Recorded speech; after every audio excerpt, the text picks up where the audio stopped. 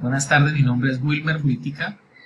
Vamos a hablar acerca de las teorías de la personalidad, que en este curso pues equivale a la fase 2 y pertenezco a la Universidad Nacional Abierta y a Distancia.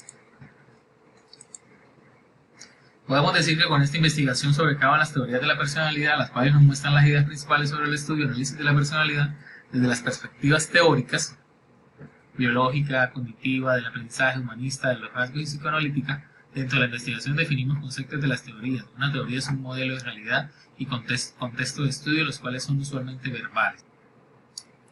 Como objetivos, podemos decir que primero sería comprender las características de cada una de las teorías de la personalidad, en el ser humano, principalmente en lo psicológico, permitir que el ser humano analice sus comportamientos a raíz que se presentan los mismos, conocer cada origen, así como su composición enfocada en la personalidad del ser humano con enfoques científicos que los conforman, y ampliar el conocimiento sobre las perspectivas de la personalidad. Pero, ¿qué es la personalidad? La psicología de la personalidad es un intento de describir, clasificar y explicar todos aquellos elementos constantes del funcionamiento psicológico humano y así poder saber a qué atenernos respecto a las acciones de estas personas. Podemos definir en 4 sentidos según Cicerón. Esto lo dijo en el siglo I. Entonces, el primero sería la imagen que ofrecemos ante los demás. El segundo, el papel que el comediante tiene en la obra. Tercero, la interacción de las cualidades. Cuarto, como sinónimo de prestigio y dignidad. Pero, ¿qué es la personalidad? En la psicología es un intento de describir, clasificar y explicar todos aquellos elementos constantes del funcionamiento psicológico humano. Se suele confundir con 2 términos, el de temperamento y carácter. Definamos, ¿qué es temperamento? Es nuestra herencia biológica, representa la influencia de la naturaleza física, codificada y por tanto es difícil de cambiar o modificar. Hablemos del carácter, se refiere a las características adquiridas durante nuestro crecimiento y supone cierto grado de conformidad con normas sociales. En la conjunción de temperamento y carácter es la única estructura. La personalidad puede describirse como el patrón complejo de características psicológicas que expresamos en todas y cada una de nuestras acciones. ¿Qué es la personalidad? Según Gordon Allport, la define como la organización dinámica dentro del individuo de aquellos sistemas psicofísicos que determinan su conducta y su pensamiento característicos. Podemos atribuir la personalidad a qué características. No tiene una existencia real, es la forma habitual de comportamiento de la persona, se produce por interacción de herencia genética y ambiente, se desarrolla y cambia a lo largo de la vida, es individual y social, y la autonomía personal es la capacidad del individuo de afrontar su propia existencia. Teorías de la personalidad.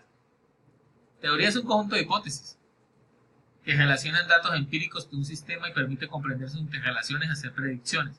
Las distintas teorías de la personalidad se diferencian porque parten de supuestos filosóficos diferentes y explican desde metodologías bien distintas el origen, la evolución y los posibles cambios de la personalidad.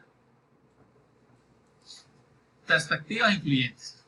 Las teorías psicodinámicas de Sigmund Freud dan gran importancia al inconsciente y se centran en el funcionamiento de la personalidad y los conflictos internos. La teoría de los rasgos de Eysenck tratan de identificar qué rasgos forman la personalidad y cómo se relacionan con el comportamiento real. Las teorías humanitarias ponen el énfasis en la experiencia subjetiva, privada y en el crecimiento personal. En las teorías conductuales de Rother resaltan el ambiente externo y los efectos del condicionamiento del aprendizaje sobre la personalidad. Bueno, aquí tenemos un cuadro que hacemos la comparación entre teoría psicoanalítica de rasgos, humanista y conductista. La teoría psicoanalítica, ¿cuáles son sus principales postulados? La personalidad es como un iceberg, como una pequeña porción visible por encima de la superficie. La parte que sobresale es el consciente y la sumergida es el inconsciente, que es dinámico y ejerce presiones e influencias sobre lo que pensamos y hacemos. La personalidad es el fruto de la interacción de fuerzas y mecanismos intrapsíquicos. La infancia es un periodo muy significativo en el desarrollo de la personalidad. Otro es la terapia se basa en la asociación libre, que supone dejar que el paciente exprese lo primero que acuda a su mente y así recuperar y liberarse de recuerdos y experiencias dolorosas. En cuanto a la teoría psicoanalítica, define 3 cosas: consciente, preconsciente e inconsciente. El consciente consiste en formado por percepciones, pensamientos y recuerdos de los que somos conscientes en todo momento. El preconsciente está constituido por pensamientos, recuerdos y aprendizajes no conscientes. Y el inconsciente, compuesto de experiencias desagradables y peligrosas que han sido reprimidas. Rara vez acceden a la conciencia y cuando lo hacen es de forma encubierta y simbólica.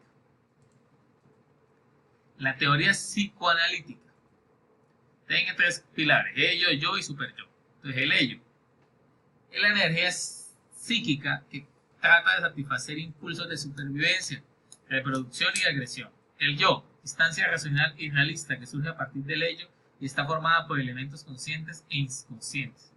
El superyo surge del yo en un proceso de interiorización de las normas sociales en contra de sus íntimos deseos.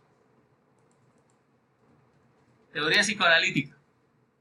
Freud define 4 pilares: eros, thanatos, principio de placer y principio de realidad. El eros es las pulsiones de vida, comportamientos que tienden a unir lo que está disperso y a armonizar lo diferente. Thanatos, pulsiones de muerte, determinan comportamientos que tienden a separar y disgregar lo que está unido. Principio de placer es la tendencia humana a conseguir placer y evitar dolor. Principio de realidad indica que el yo regula los deseos en función de la cultura y renuncia al placer inmediato a favor de un placer futuro.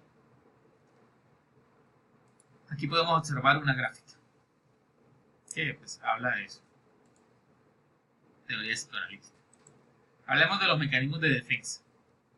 Son métodos o técnicas usadas con el fin de evitar la angustia o la ansiedad que producen las frustraciones. Son dispositivos del yo que se usan para evitar la influencia de las pulsiones en la conducta del individuo. Por regla general, y así lo creía Freud, son inconscientes. Son utilizados por todas las personas, no solo por aquellos que padecen trastornos psíquicos. Aquí hablamos de los mecanismos de defensa. Entonces hay de diferentes, depende de la acción, entonces represión, regresión, fijación. Entonces ya aquí tenemos cada uno de los mecanismos. En cuanto a la teoría de la identidad, propuesta por Erik Erikson, el yo es la parte de la mente que da coherencia a las experiencias tanto conscientes como inconscientes. Es la fuerza vital o capacidad organizadora que surge del contexto genético, sociocultural e histórico del individuo. El desarrollo del yo, su capacidad creativa, su poder para enfrentar la tensión o para resolver el conflicto. Teoría de los rasgos. Entonces hablamos de respuestas específicas, actos o condiciones no sistemáticas, respuestas habituales, conductas repetibles en situaciones similares, rasgos primarios, son correlaciones de respuestas habituales y factores de segundo orden. Dimensiones. Entonces hablamos de introversión versus extraversión, estabilidad emocional versus neurotismo, que también es llamado inestabilidad, y psicoticismo.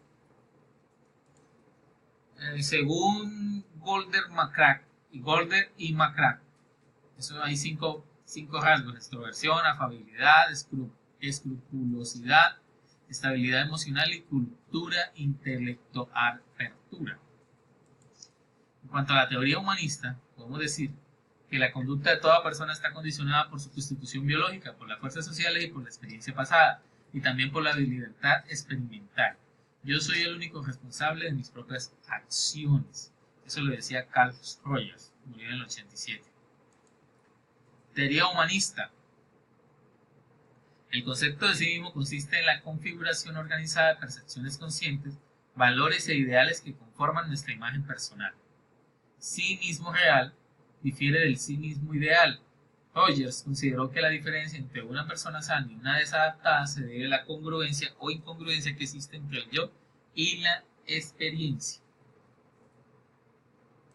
Abraham Maslow creó su propia pirámide en la cual la cima está por autorrealización y abajo está fisiología. En la mitad estamos reconocimiento, afiliación, seguridad. Tenemos 3 teorías. La primera, la personalidad de cada uno se basa en su naturaleza interna, que es biológica.